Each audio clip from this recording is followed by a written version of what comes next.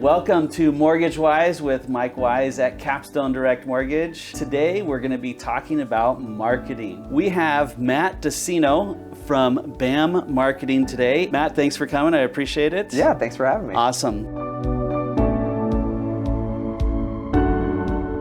One of the hard things for me to wrap my head around is I pay for paid ads or pay to do social media or pay somebody to do social media. Sure. When the termite guy is walking through the neighborhood and door knocking and you go, nope, I'm good, I don't need it, or yeah, you know what, that's a good idea, I do need it. The sale happens right there and it's great, right? It's a connected experience. It's a connected experience. Yeah.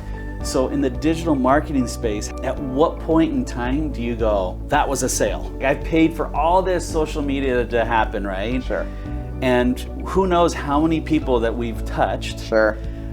But at what point in time do you create that empathy to be like, shoot, I'm gonna use Mike when I need a mortgage? Yeah. Like, how do you know when that happens, or do you?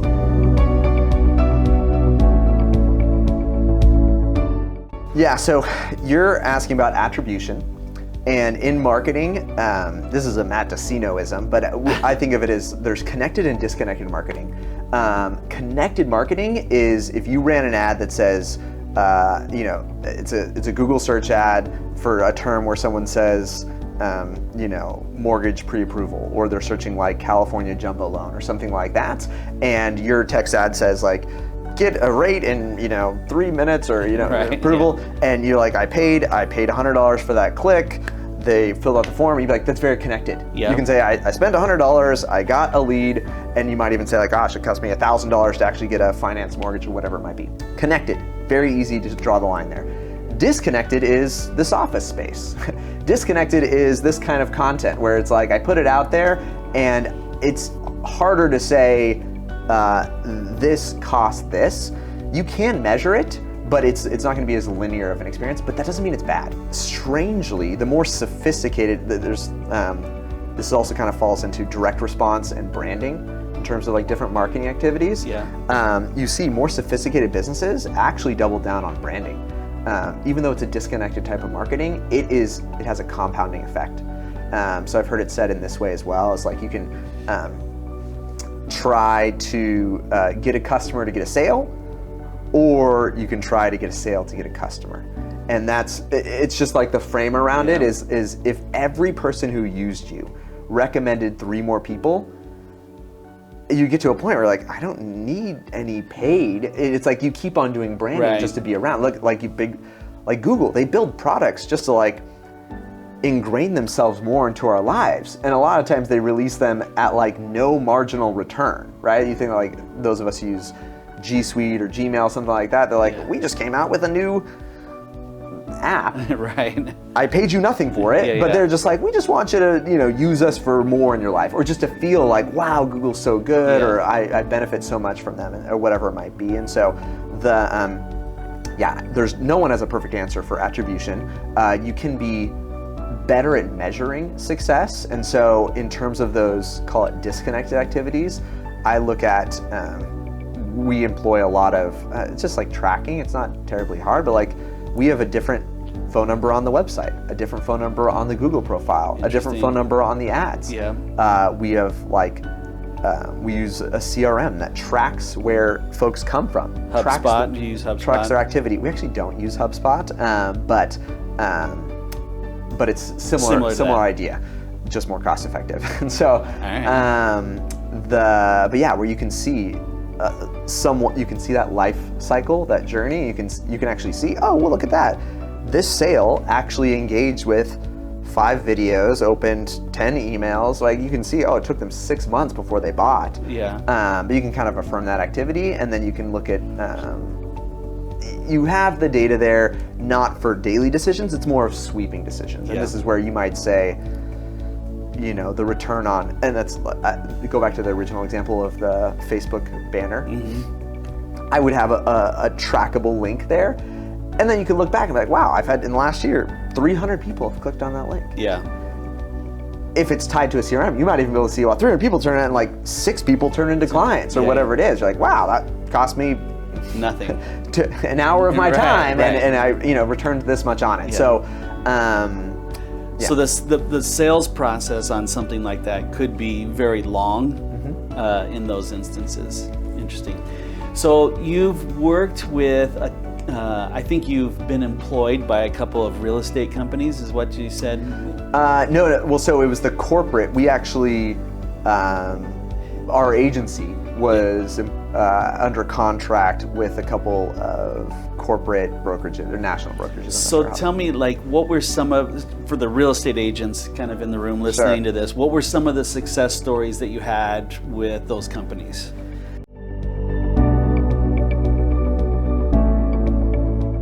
Well, so they used us for recruiting. Okay. And so I'm not sure, like there were some like big contracts that I'll say. I still think they are the fastest growing brokerage for residential real estate in the US. And we worked with them 2017 to 2019, almost the end of 2020. Sometimes you make bets and you're wrong. I thought the real estate market was going to correct. Nope. And this was pre-COVID, but it was the end of 2019, and so we kind of renegotiated a handoff. It's basically a sale of kind of like the department there, and I was wrong. And I thought it was, happens. It's so hard. It's like how do you sell the stock when it's on the rise, and you're like trying to. We know not to go to you with Vegas. No, yeah, don't go to Vegas or like stock advice. I mean, really, it's like buy and hold for forever is basically what it is. Yeah. But there was a time where I was trying to reevaluate decision. Basically, we had like such a good run. I started the company in 2012. Yeah. And by 2019, it felt like, people were just talking, right? It was like 2008. It was like we're kind of delaying this thing, and I felt like, the wise thing here is I should kind of like, sell while you're ahead, sort of a thing. And so that was sort of our exit from real estate, because I thought, it's going to correct, and I was totally wrong. Womp, womp. Yeah, that's exactly right. Like every year, you learn now. Like we just crossed the 10-year mark, which feels like an accomplishment, but we realize it's like kind of relatively young, and we're like learning. You learn more as you go on, and you learn that every year there's somebody predicting the downturn of everything. Oh yeah, for sure. And it's like as soon as it happens, you think, oh my gosh, how did they know? And then you realize they've been saying the same thing for 10 years every single year. So it's more like the broken clock is right, once or twice a day, and so that. I didn't know that at that time, and so that was the end of our stint there. But so we had a really great run. The accomplishment. I mean, I think we were adding for them. The measure of success was adding on agents into there, and so I mean, we were doing tens of thousands of new agents into the brokerage. Okay, so let's drill down just even a little bit further here, and if there's agents that work at large agencies, big corporate agencies, Berkshire Hathaway, Coldwell Banker, Rodeo Realty, all those those big companies, right? That we hear, and yet those companies have their own marketing to market those agents. Yeah. But now those agents have to go out and market themselves. Yep. So another thing on your website that you kind of went over is the purpose-driven. How does a real estate agent, or myself, just as a loan officer, kind of stay purpose-driven on their advertising, their digital marketing?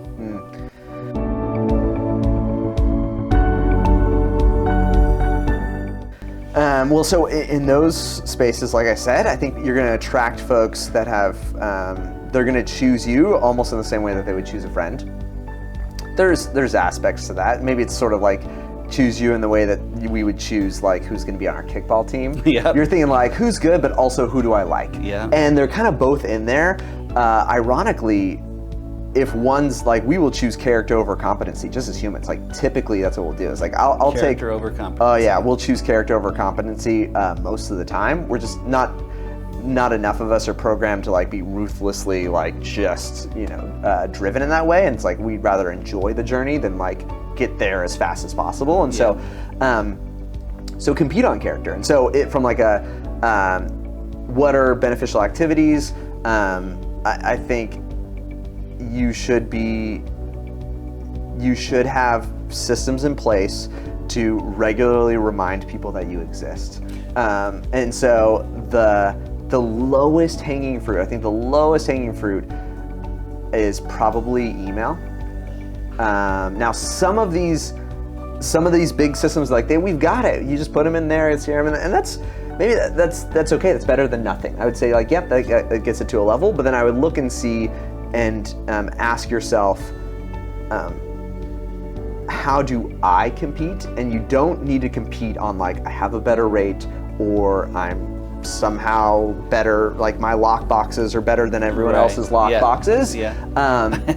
Compete on character. And so folks, especially when you feel like, I don't know if it's like a solopreneur or when you're small and growing, you're afraid to be divisive. And I don't mean like divisive in the sense of like I want to like create enemies, but if you stand for nothing, you're forgotten. So stand for something. And it will, if you're doing it well, not intentionally, but it will repel some folks. And the same thing that kind of repels folks also attracts. And so that's where it's like, and like to you yourself, you may think there's nothing repulsive about me. I'd be like, here's a good example for myself. In my world, it's funny, on my personal social media, I don't do much for me. I love, Facebook has groups, and so we aggregate all of our customers into a group. And so it's like, it seems like if you look at like Matt never publishes, but it's like, I don't publish publicly, I publish to my customers. So because I'm not a real estate agent, I'm not a loan officer, and so for me it's digital international reach of like who our customers are, and so we put them into a group and then I publish a ton. In there, one of the things that like come up frequently is for me personally, fatherhood has been this like pivotal thing, defining thing, and I love the language of Andy Stanley says in this way, is like being a father is the only thing that only I can ever do. Being at least a biological father to my children is the only job that only I will ever do. Every other job that I have, someone else could do, and someone else will do. And so that's something I say, pretty often, and so that incorporates into like the kind of stuff that I do. The content I put out there is me being a father. I love my kids. Someone else, I'm sure there's someone else that was out there was like, gosh darn it, I'm done with like the toddlers and the babies, I don't need that, And so you'd think like that's not repulsive. I'm like, no, it actually is. Not in like that's not like, people wouldn't say that's terribly divisive, but I just know that there's folks that are not attractive to that kind of like inbound marketing because they don't resonate with those values. And so ironically, maybe not ironically, our customer base we pull in a lot of folks that would consider family a high value, right? And so, so there's a good example where compete on character. And so, and I'd say email. Email is the low-hanging fruit there, where marginal cost of sending out emails is nothing. Nothing, right. It's a little bit time involved. The cool thing is, when I talk about like the orchestrated experience, you can actually build out, imagine, if someone's new to you, what would be the first 10 emails you'd want them to get? So you can actually build something that, we look at it like, what's a year of emails? Even if it's one email a month. It's like 12 emails that stay present, that stay positive, that stay like, powerful, impacting, like the delivering value, and having that in place will serve you for a long time. So I'm going to dig a little bit deeper into that. Please. So we have the CRM, and the customer gets into our database, right? And then we have some emails that go out. Some of them are not canned, but they're marketing type emails versus plain text. And sometimes we do send out plain text emails. Is there a better, worse, both?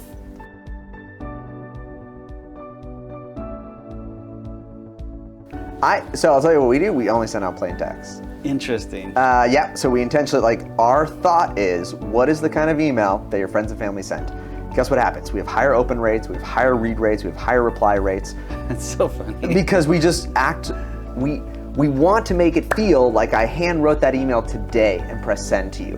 When there's a banner image and photos, those are nice and pretty. I'm not saying like they're bad, but you are intentionally saying, here's a magazine. And you just know that people don't reply back to magazines. Okay, so let me go one more in there. Is video responses better than a plain text? Video, you mean like sending an email with a video in it? Yeah, exactly. So I'll tell you, like, our best stuff, even if we're gonna send a video, this is the weird thing too in the world of like email deliverability. Technically, every time you embed an image into your email, your deliverability will go down. Like it has a chance of catching like a spam filter just because you have images in there. So if I'm thinking, remember that glass ceiling, I'm sending this email, I want as many people to even see it in their inbox. Yeah. Adding that image in there, unfortunately, is working against your overall objective. That is amazing. And so we won't do that. We will like link to it, just like a link. But just think, like when my uncle sends us, check it out, the fishing trip, we did a little video recap. He doesn't have a graphic and like, he created his own thumbnail for the video. Yeah. He's got a link that's got like YouTube in it, and there it is. Yeah. Right? And so, I wouldn't, if that's what you've got, it's not bad. I would just say in like the spectrum from like bad to great, that's in like the good, okay space. If you want to go great, and the other cool thing is you can test it. Test it and see. That's what we've done. We've tested and seen, and so right now we entirely plain text, and then when we want to send videos, we send it like my uncle sharing something on YouTube. Wow, lots of stuff here. So one of the things I want to go back to, just because I was thinking about it for the last thing here, is that just relating to the customer, and we have a thing at Capstone, it's called RISE, that's our acronym. Okay. So it's relationships, integrity, service, and expertise. Love it. So those are kind of some of the things that you would send out Yep. just as a character type of thing to the customers to relate to them. Well, and I would use that to shape your communication rhythm. So businesses tend to work better with systems, right? You're like, we got operating protocols, like they apply, you've got a standardized form and stuff like that. The digital marketing, the conversation piece feels unapproachable for a lot of businesses because they're like, oh no, like this is like, it's like freestyle dancing. I don't know what to do. Like I need choreography. Yeah. And so when you have that, use that as your choreography. I'd be like, so like, what is it going to be? We're going to have an email about relationships. Yeah. We're going to have an email about integrity. Or it might be like a video about relationships. And like even such that people will ask this, they're not a thing on social media. It's like, how much should I post?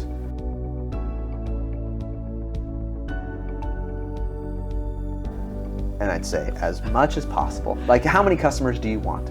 Like it's sort that was my last question too. Okay. Then do I post every single day? I've skipped over to it. Well, and so this is the funny thing. So, in combination of like, be you. Anything is better than nothing. Yeah. Don't feel defeated because you're not publishing as much as somebody else. But without a doubt, more produces more. More produces more. It's funny. Like I think of like, in the world of good news, it's like, how many people should I tell this good news to? You'd be like, everyone.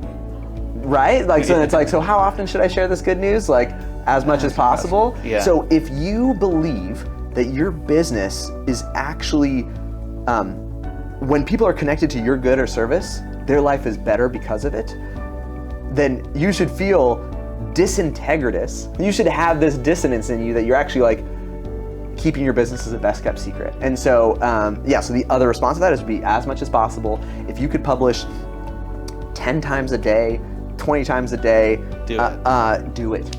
You will benefit from it. Now, come with empathy, consider the recipient, and then also consider the vehicle, right? If I send someone,